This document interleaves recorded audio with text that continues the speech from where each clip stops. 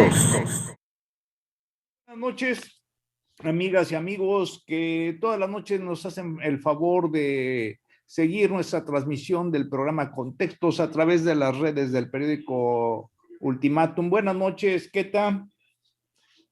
Buenas Hola, noches. buenas noches, Ricardo. Después de este puente, ¿verdad? Que estuvimos retirados, festejando los días patrios. Sí, fue un puente largo definitivamente, pero pues da mucho tema para el programa, definitivamente, arrancando esta semana.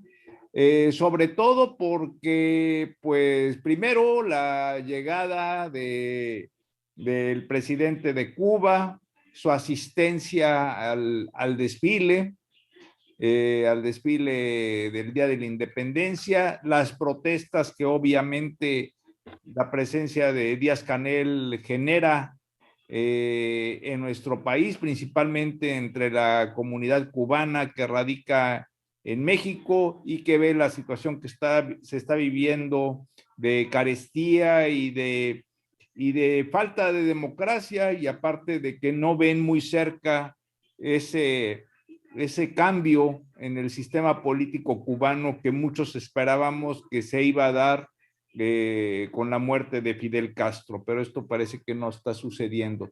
Y por el otro lado, pues lo que más también llama la atención, como que fue si por un lado llegaron los amigos de Vicente Vox, perdón, Hola, dicho, buenas. de los Sí. panistas, que causó mucho revuelo la llegada de los ultraderechistas de Vox. Siempre que digo Vox me acuerdo de Vicente Vox. Este, eh, pues el mismo revuelo ahora se está ocurriendo del otro lado, los mismos señalamientos, la misma indignación, nada más que lo único es que el péndulo cambió de lado, ¿no? Se fue de la izquierda a la derecha y por supuesto a los sectores y a los grupos que defendemos el respeto a los derechos humanos, la democracia, y que pues países como el caso de Venezuela, sobre todo, que se observa ahí un gobierno fallido desde mi punto de vista, un gobierno fallido desde el punto de vista político, porque el gobierno de Maduro ha tenido que mantenerse mediante la fuerza y sobre todo la fuerza militar. Entonces no es el gran político que él presume ser. Y precisamente Maduro pues nos llega de sorpresa, mientras en México se está realizando la sexta cumbre esta de los países De CELAC. de la CELAC, que es Comunidad de Estados Latinoamericanos y Caribeños. Llega Maduro de sorpresa, incluso se señala, porque tengo entendido que no estaba invitado, en la noche, un día antes de la reunión, Marcelo Ebrard recibe una llamada y sale corriendo, no pudo cenar tranquilo, sale corriendo ahí de Palacio Nacional, donde todo el mundo estaba ahí cenando tranquilo, escuchando la música folclórica mexicana como corresponde, y sale corriendo porque le avisan que el presidente de Venezuela, Nicolás Maduro, nos llegó de sorpresa. Y claro, ¿cómo no iba a ser esto? Porque pues la reunión de la CELAC a Maduro y a Díaz-Canel les representa para ellos una magnífica plataforma para, de alguna manera, si ustedes gustan, contrarrestar los pronunciamientos y las condenas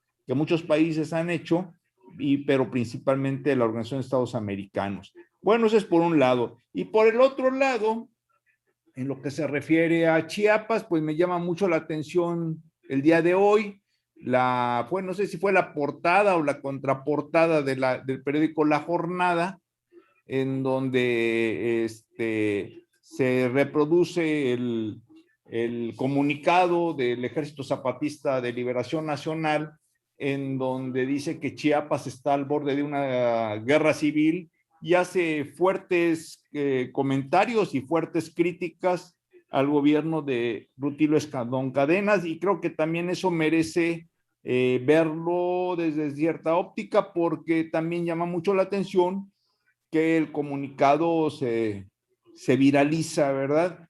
Y se genera mucho el señalar que en teoría el gobierno de Rutilio Escandón es uno de los gobiernos débiles de la Cuarta Transformación, cosa que en lo personal no lo creo y que en su momento voy a plantear por qué este comunicado tiene un sesgo y como que se dijeron, o en menos en cierta prensa, se exaltaron aspectos parciales del comunicado y no se le entiende en su conjunto.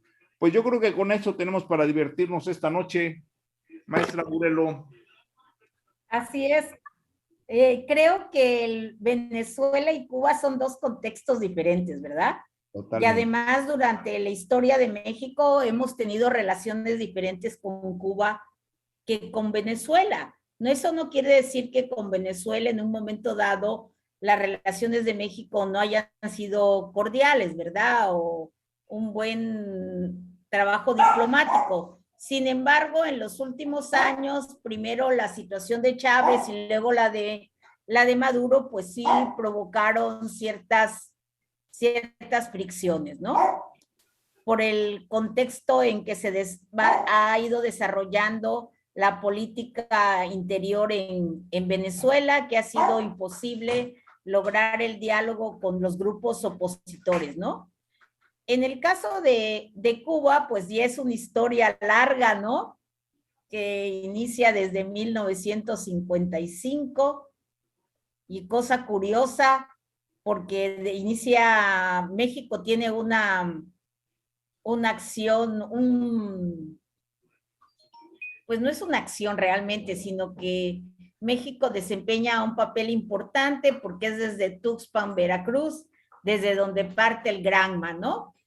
Y además, creo que muchos de los contemporáneos desconocen que Fidel Castro mantuvo una relación excelente con Fernando Gutiérrez Barrios, que en ese momento era director de seguridad.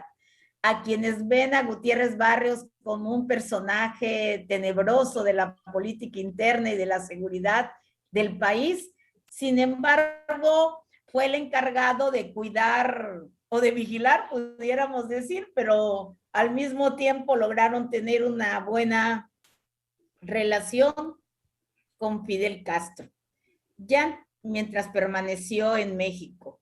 Ya antes de ello, pues durante la Revolución Mexicana, el embajador cubano Márquez Sterling fue de los pocos integrantes del cuerpo diplomático que defendió a Madero y a Pino Suárez frente a Huerta, ¿no? Y entonces hay varios episodios de la vida nacional que nos vinculan a Cuba, ¿no? Y que la cuestión de lo del bloqueo y de que estemos en contra del bloqueo lo han hecho tanto gobiernos panistas, priistas, ¿no? Y actualmente el gobierno de López Obrador. No es una historia nueva, es una historia de muchos años. Sin embargo, aparentemente parecía abrirse Cuba a nuevas formas, ¿verdad? Nuevas libertades, porque pues ya se permite actualmente pequeños comercios privados, ¿no? Si tú vas actualmente, si fuiste hace muchos años a Cuba y ahora regresas, te encuentras que ya hay pequeños comercios privados, los paladares famosos, ¿no? Que ya se permite en casas particulares hospedarte, ya se respira otro aire diferente y además hubo una reconstrucción de todo el centro de Cuba que me imagino en su época de esplendor ha de haber sido una ciudad bellísima y toda esta parte del centro de Cuba de edificios antiguos que si tú ibas hace 40 años estaban destruidos, se veía todo el centro de Cuba muy oscuro y sin embargo ya actualmente ya vemos con otra cara toda esta parte de Cuba. Y también pues llegaron los Rolling Stone, llegó Chanel que hizo un desfile en Cuba, que en otro tiempo eso hubiera sido imposible, y se vislumbraba un aire diferente en la isla. Desafortunadamente creo que no se han encontrado los canales adecuados para lograr esta transición, ¿no? Así A es. un régimen, a un régimen más democrático que esperamos que en breve ellos se, ellos se logren, ¿no? Así es, pero la pregunta es, ¿qué ventajas tuvo para México y sobre todo para López Obrador esta cumbre? Ha sido muy criticado, la prensa que no es afín a la cuarta transformación ha aprovechado esto para señalar que López Obrador invitó a sus amigos, refiriéndose principalmente al caso de Díaz-Canel y de Maduro, y no están resaltando y no están viendo el contexto de cuáles podrían haber sido los beneficios Los de logros, los logros. Bueno, yo creo que sí. ante todo fue una jugada, es una jugada política. La acción de López Obrador me trae a la memoria, obvio, la figura de Luis Echeverría, cuando Luis Echeverría se autoelige o autoerige como el líder del tercer mundo, se pone de moda el concepto Hasta de su universidad, ¿no? ¿Te los acuerdas? conceptos del tercer mundo, incluso como tú bien señalas, hace hasta una universidad del tercer mundo, una pareja presidencial sui generis, mucho más folclórica, por supuesto, y con más elementos para los caricaturistas que la que actualmente está allí en el Palacio Nacional, porque todo mundo, me acuerdo perfectamente, que criticaban mucho, pues no solamente los aspectos de la forma como se expresaba Luis Echeverría, que dicho sea de paso, pues es el presidente hasta ahorita más longevo que hemos tenido, ¿no? Porque está vivo todavía, ¿verdad? Ya tiene casi 100 años y el señor está todavía vivo. Tal vez es el único Sí, presidente y de esa época y yo sobreviviente. Pero a recuerdo, lo que me refiero es de que en esa época Echeverría se caracteriza por su lenguaje ambiguo. Se hizo, me acuerdo mucho, un chiste de aquella época en que Echeverría va en un automóvil y que el chofer le pregunta, señor, están ante una puerta y ahí está como que de un lado el bloque comunista y al otro lado el bloque capitalista, y entonces le dice el chofer todo desorientado, ¿hacia dónde doy vuelta, don Luis? Y entonces aquel le contesta, pon las direccionales a la izquierda y da vuelta a la derecha, ¿verdad? Entonces y también su frase famosa sí, ahí, la frase famosa, arriba y adelante, ¿te acuerdas pero en su términos lema de ideológicos, campaña? sí, pero el tema es cuando dijo, no, México no es ni de izquierda ni derecha, sino todo lo contrario. Y aparte, pues se recuerdan las imágenes de doña Esther Zuno de Echeverría, disfrazada como china poblana y sirviendo agua de Jamaica y de chía en las reuniones presidenciales. En fin, toda una serie de elementos cuando Luis Echeverría quiso autoerigirse como líder del tercer mundo. Y cosas curiosas de la vida, pues es algo que ahorita ya poca gente recuerda eso, tal vez solamente los de nuestra generación, y fue un movimiento que realmente a México pues no le trajo nada, ¿no? O sea, fue un aspecto publicitario en su momento, todos los priistas se vistieron de tercermundistas, pasó a don Luis Echeverría de presidente y el tercermundismo pasó a la historia. Y ahorita un poco, pues se me antoja esa misma posición de López Obrador, como que quiere él que se le reconozca como un interlocutor válido con Latinoamérica frente al poderío de Estados Unidos y en menor medida de Canadá, y el punto que está él tratando de que sea una discusión o al menos hacer un frente común latinoamericano y caribeño es para que, si no terminar con la Organización de Estados Americanos, por lo menos transformarla, ¿verdad? Y creo que eso fue el principal mensaje de la cumbre. Ya te voy ahorita la palabra, perdón. en donde pues se habla de una integración económica.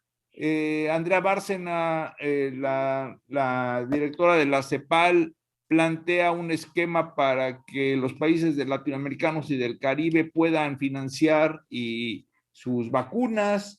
Cuba presume de que ella ya está produciendo sus propias vacunas y sin embargo, mientras estaba realizando la cumbre, la crisis migratoria que está enfrentando México se pasaba de la frontera sur, concretamente de Tapachula, a Ciudad Acuña en la frontera norte de Estados Unidos. O sea, eso es por un lado. Y el tema de la migración, que eso lo toco ahorita en la siguiente intervención, prácticamente pasa a un tercer nivel en esta reunión de jefes de Estado de Latinoamérica y el Caribe.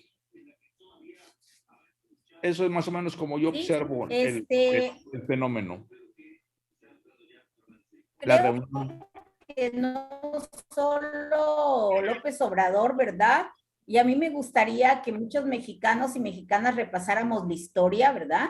Que cómo los presidentes de México han tratado de diseñar una estrategia que les permita enfrentar a nuestro vecino, ¿no? Ya Porfirio Díaz había señalado que tan lejos de Dios y tan cerca de Estados Unidos, ¿no? Y él se refugió en muchos capitales europeos, ¿no? En ingleses, franceses, ¿no? Para la construcción del ferrocarril, en la cuestión petrolera, ¿no? En otros temas para hacerle frente de alguna manera a Estados Unidos, ¿no? Yo y López Obrador recurre a otras estrategias que para algunos no son bien vistas, pero que son eso, ¿no? Una forma de tratar de tener un liderazgo para contrarrestar al coloso del norte, ¿no? En todo su poderío económico. Pues ya lo vimos cuando Trump amenazó con los aranceles, ¿no? Claro. Cuando estaba la situación de la migración al inicio, ¿no? Que de alguna manera López Obrador, pues con su política pues más humanista, había tratado de suavizar la situación de los migrantes y sin embargo, pues le recordaron cuál era el papel de México, ¿no? De ser como un país que contuviera esta ola de migración, ¿no? Así es complejo el papel que nos toca a México. En ocasiones yo no quisiera estar en los zapatos de nuestros presidentes y de quienes diseñan la política exterior, ¿no? Pero sobre todo, fíjate que a mí me gustó, yo vi lo vi en vivo y después en la página de presidencia se reprodujo toda la reunión de la CELAC. Me gustó mucho el planteamiento del presidente de Ecuador. Y tiene razón, o sea, en donde él puso como ejemplo el caso de la Unión Europea y en donde se señaló que antes que manejar el aspecto ideológico, pues lo más importante es dar pasos hacia una integración de tipo económico con América, con Latinoamérica y el Caribe. Sin embargo, pues dadas las características, es que se dice muy fácil la integración latinoamericana, pero en el caso de los mexicanos, y ya no digan los gobiernos, sino los ciudadanos, nosotros la verdad, y aunque suene esto a veces no muy aceptado desde el punto de vista político, pero nosotros nos identificamos mucho más, los mexicanos nos identificamos mucho más con Estados Unidos que con Latinoamérica o con Centroamérica. Nuestra forma de vida es mucho más cercana a Estados Unidos en el sentido pues, de que es nuestro vecino inmediato, la música estadounidense la escuchamos todos los días en la radio, estamos enterados de lo que, por los noticieros, de lo que está ocurriendo en Estados Unidos, de lo que hace Biden, como así en su momento con lo que hizo Donald Trump.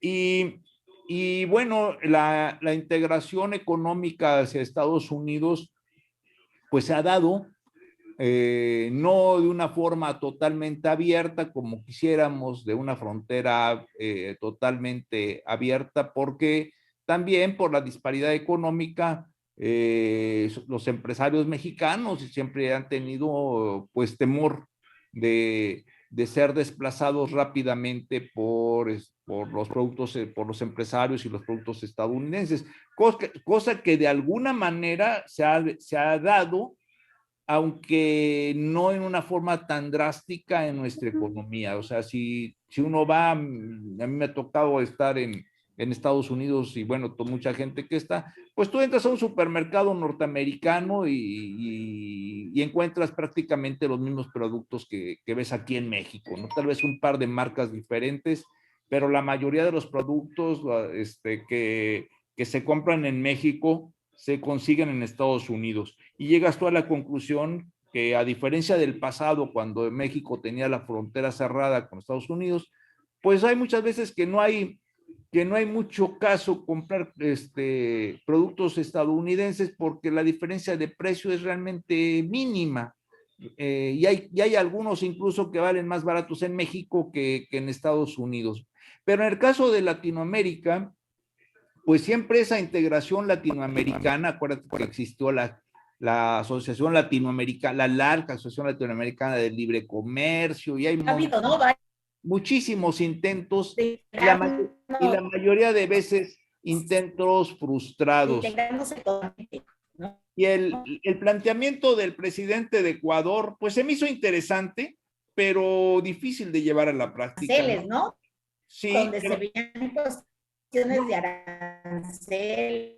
sí, y no lo veo tan Recuerdo, hace muchos porque años, ¿no? fíjate que es curioso, pero y lo que es implica más, también es ceder parte, ¿no? no, pero aparte, pues es que en un mercado, económico, lo importante es de que sea benéfico para todos.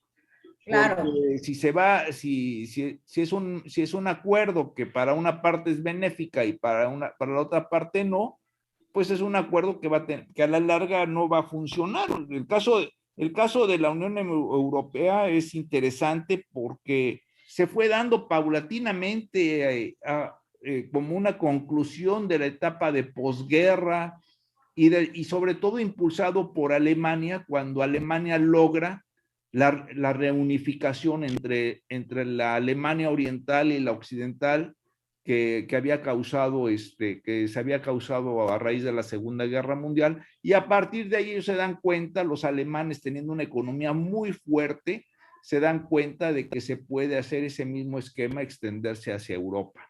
Pero bueno, en el caso de América yo la veo muy, muy difícil. La geografía nos es muy adversa. Nuestras costumbres, aunque todos hablamos español, tenemos costumbres muy diferentes. Nos llevamos muy bien con los cubanos, nos llevamos muy bien con los venezolanos, con los hondureños, con los guatemaltecos, pero en el fondo no los sentimos tan cercanos como podemos decir, no los sentimos tan ligados a la cultura mexicana, que para bien o para mal, como decía Porfirio Díaz, tú lo señalabas hace rato, pues tenemos, pero por otro lado, a Europa tampoco le fue fácil. No sé si recuerdas las protestas en Holanda y en varios países, ¿no?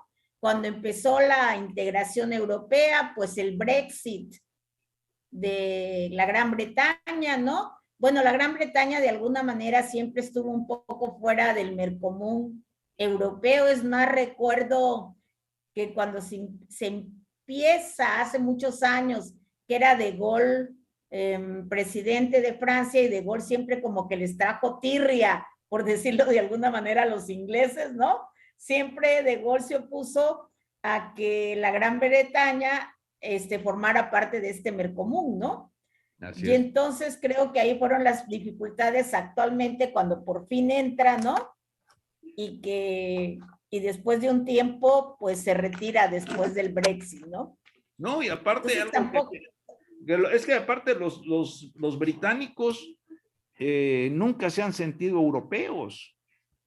Tú estás en Londres y ellos, cuando hablas tú de Europa, ellos a Europa lo ven como los vecinos del otro lado del Canal de la Mancha.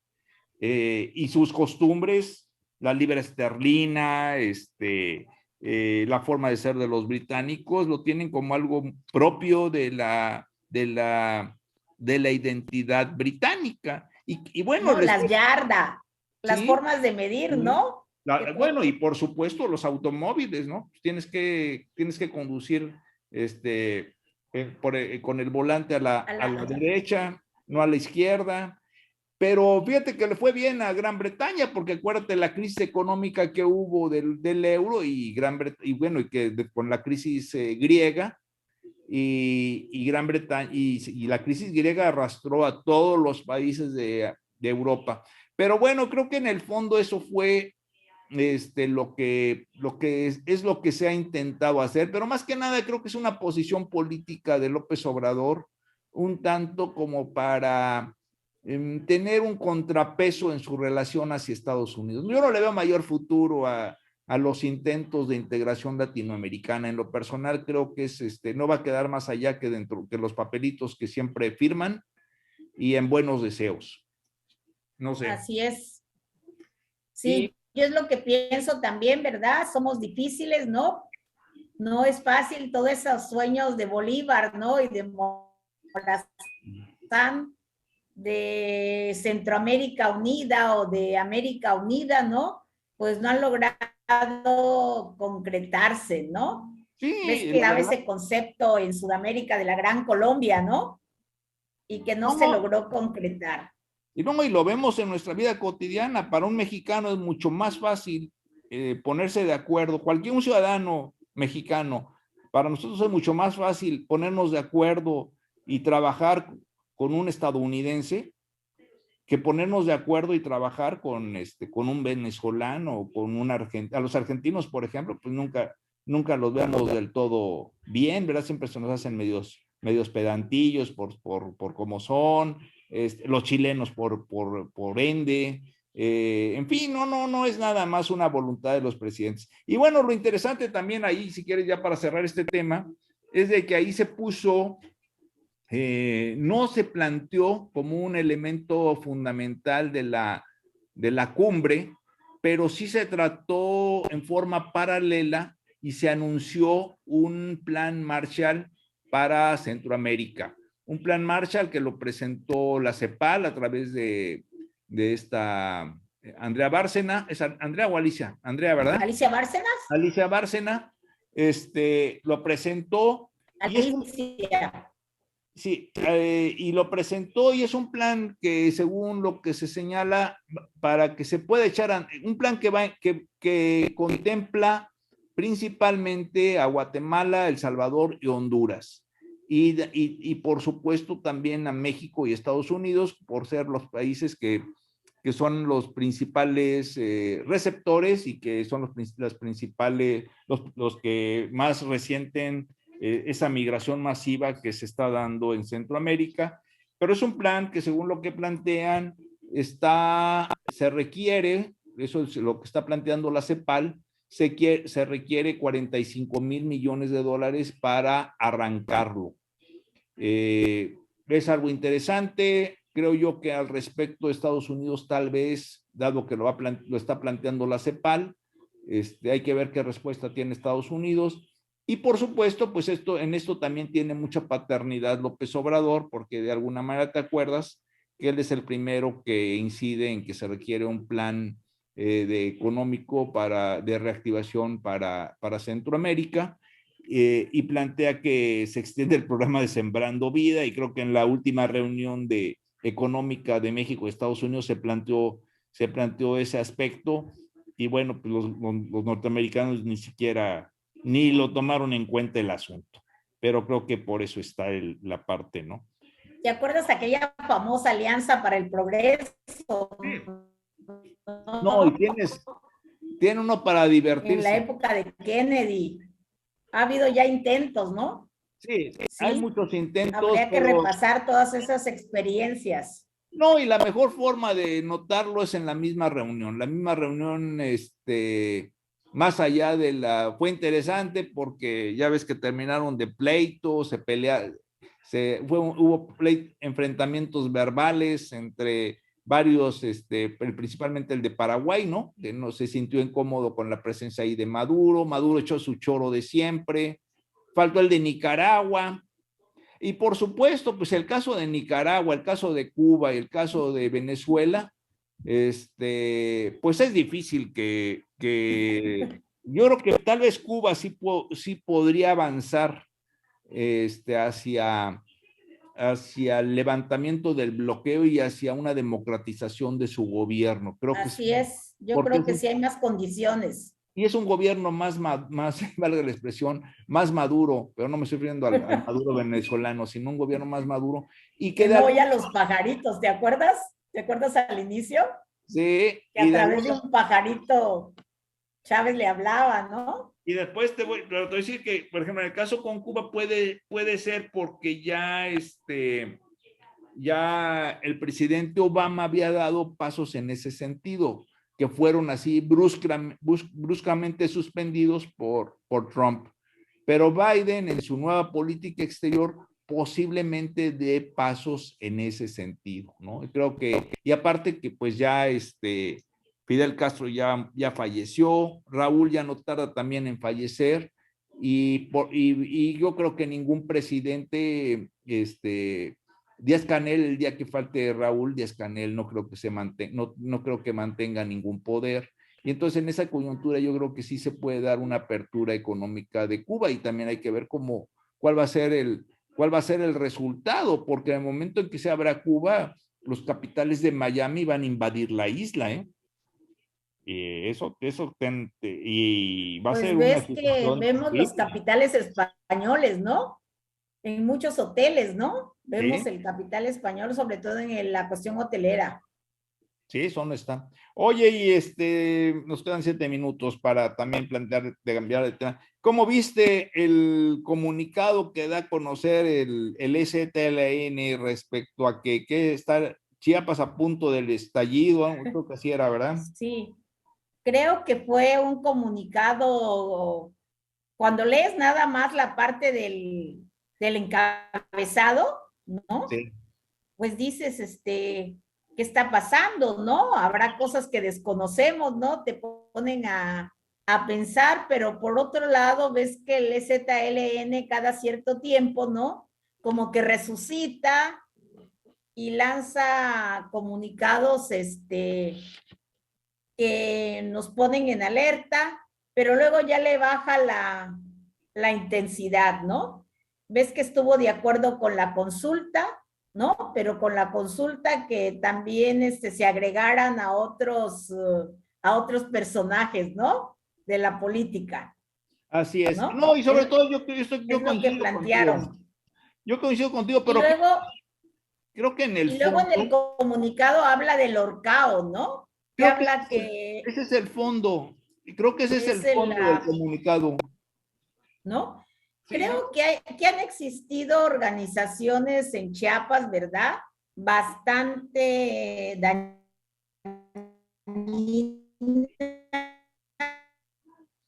las vecinas, Mocri, Urcao, ¿no? La misma antorcha campesina, que han sido utilizadas por diferentes gobiernos, ¿no? Para tener como un grupo de choque, un grupo de presión electoral, ¿no?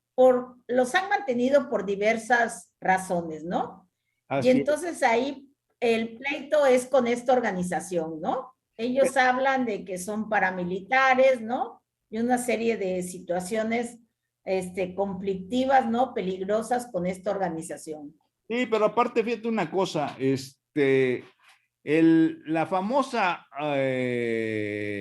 Organización Regional de Cafeticultores de Ocosingo ha tenido un enfrentamiento con el EZLN de hace años, más de 12 años prácticamente.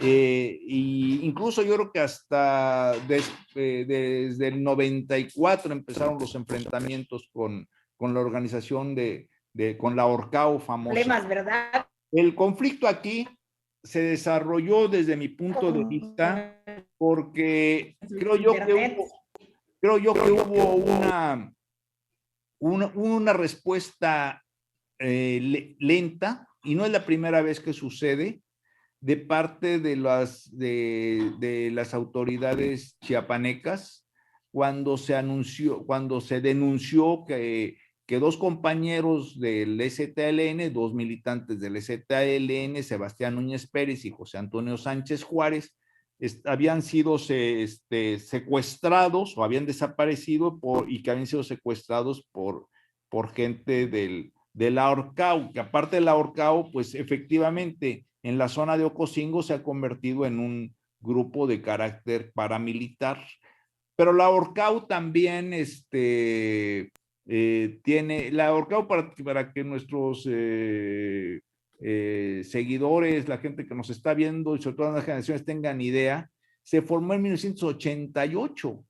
Y al principio, pues fue uno de los organismos de agrupaciones campesinas que de alguna manera coincidían con los planteamientos que en su momento llegó a tener el ZLN, pero después la Ahorcao fue un grupo que se acercó, se convirtió como en un grupo de carácter paramilitar muy ligado al gobierno, ¿no? Yo releí un artículo de Luis Hernández, que escribió en La Jornada por aquella época, y él recordaba de que en 2009, los zapatistas estaban haciendo su reunión que era el Festival de Digna Rabia, y justo cuando se estaba haciendo el Festival de Digna Rabia, a la Ahorcao se le ocurrió invadir un predio de Bosque Bonito. Y Luis Hernández Navarro, en ese artículo muy bueno de La Jornada, lo publicó en La Jornada el 10 de febrero de 2009, se los recomiendo, que vale la pena releerlo hasta ahorita, pues señala que fue una provocación, o sea, todo fue una provocación, y creo que es lo mismo, ¿no? Porque ahorita el secuestro de estos militantes se da justo cuando los zapatistas están con su proyecto de ir a Europa. Ante esto, yo con esto cierro mi comentario, es de que creo que el gobierno de Rutilio Escandón primero debe de deslindarse totalmente de la Ahorcao y de todos los grupos paramilitares y hacer acciones para desmantelarlos. Creo que es una cosa fundamental. Que peligroso, ¿no? Para el Estado del Estado. Por sí, porque la inestabilidad no la está provocando el gobierno, como ellos dicen, o como mucha gente está queriendo leer el comunicado. La inestabilidad la están provocando estos grupos paramilitares. Así es. Bueno, pues ya se nos... Entonces creo... Pero todavía te alcanza a ver cuánto nos toca. Sí, yo creo que, que muchos de estos comunicados, ¿verdad? Se interpretan según al grupo político al que uno pertenezca, ¿no? Y agarras el creo párrafo que te conviene.